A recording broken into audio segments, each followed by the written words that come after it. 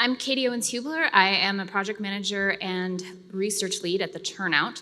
I'm here to talk about standardizing data to improve Find My Court websites. The Turnout is a group that looks at the early parts of business intelligence and sort of how processes work to be able to find solutions, mostly for the public sector. We do this through process modeling workshops. We do legal framework analysis, data analysis, process improvement. Many members of our team, we have a background in election administration. So one of the projects that sort of brought some of us together was called the Voting Information Project. This is a project to help people find their polling place. You may know that in this country, election administration is very decentralized. It's run at the county level or in some cases the township level. People don't know to look to their county clerk's website to figure out where they need to vote, where their polling place is. So this was a project to work with Google and actually make this information easily discoverable, so you can just kind of type in Google, where's my polling place? And you'll be able to find that. So we use this background and this approach and our knowledge of this space to then get into the court administration space. One of the things we did first was talk to a lot of people, a lot of state court administrators, people in this space about what are some of the problems that the public faces with finding their courts. I'm going to personify this problem a little bit. So this is Linda, and she is a district court clerk who would love to be spending her time on more substantive work, but instead ends up fielding a ton of phone calls all day about where is my court? How do I get there? Where's the parking? Where's the entrance? Is that entrance accessible?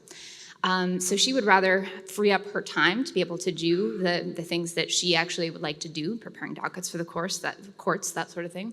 But spends a lot of her time fielding calls from the public. So Linda is someone that we're trying to help through this project. This is Nicole. Nicole is coming to court for divorce proceedings, and she brings her daughter because she's now a single mother and doesn't have any other choice, only to arrive and find out that minors are not allowed in the proceedings. Her daughter can't be there. Would have been nice to know that ahead of time. And this is Dennis, and Dennis is pretty sure that he knows exactly where he's going. He knows where his courthouse is. He's very familiar with it. Shows up only to find out that actually his case is being held in a different district court, and it's 2 counties over. He's in the wrong place. So how do we help these people? How do we solve some of these problems that they have with interacting with the court system?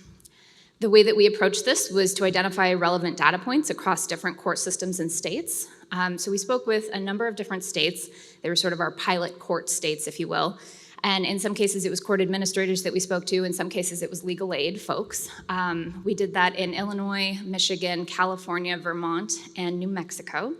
So spoke with a variety of different people about what are those data points that would be useful that could solve some of these problems, that could help free up Linda to be able to do more than just answering calls about how to get to court, for example, or that would have helped Nicole know ahead of time that she couldn't bring her daughter to the proceedings, or that Dennis would have known that it wasn't the court that he was thinking, it wasn't the courthouse that he was thinking that his case was actually being heard in. So we collected these different data points. It's important to note that a lot of states already have sort of a Find My Court website available. In some cases, again, this is the state administrators that are doing it. In other cases, it's the legal aid group that's doing it. But everybody's at a little bit of a different point, even if they do have that website already. Some of them collect the data pretty automatically. Some of them, it's a very manual process of calling local courts and asking them, what are your opening hours? What is your address? Is this still accurate? So our ultimate goal is to develop standards, and we've done that. We have a draft standard at this point for that court location data, for those data points that are most commonly needed in this type of situation, and then assist courts with collecting, publishing that information, and giving it to the sites that the public typically goes to. Google, for instance. 75% of all searches on the internet are actually Google. So how do we get that information from the local court sites, from state court sites, in a way that Google can find that and push that out to the public when they're doing a search? So our approach, how we did this, we first conducted process modeling exercises.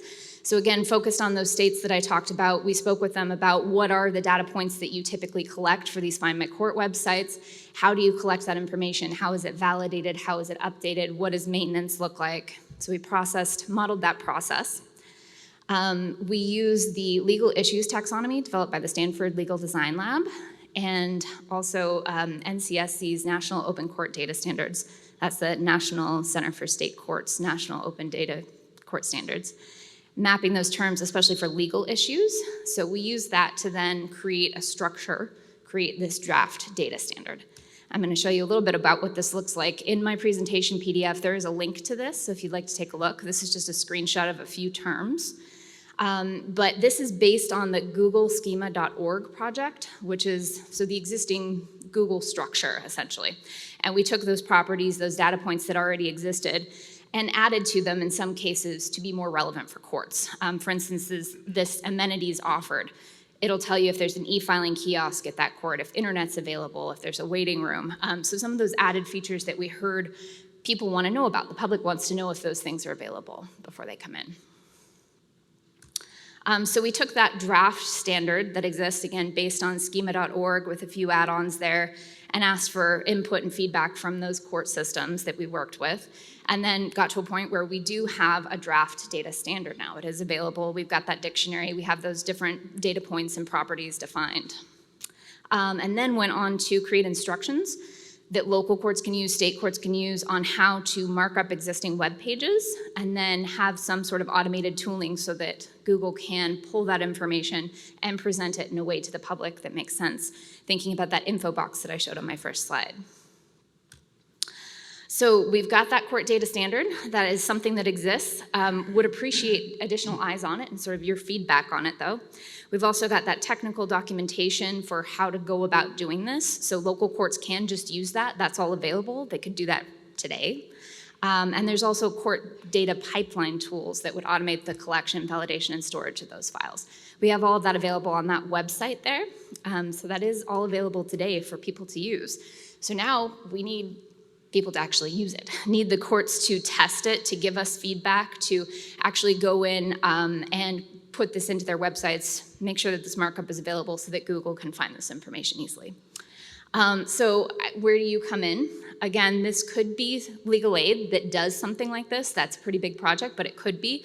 You could be advocates for local courts to have this information.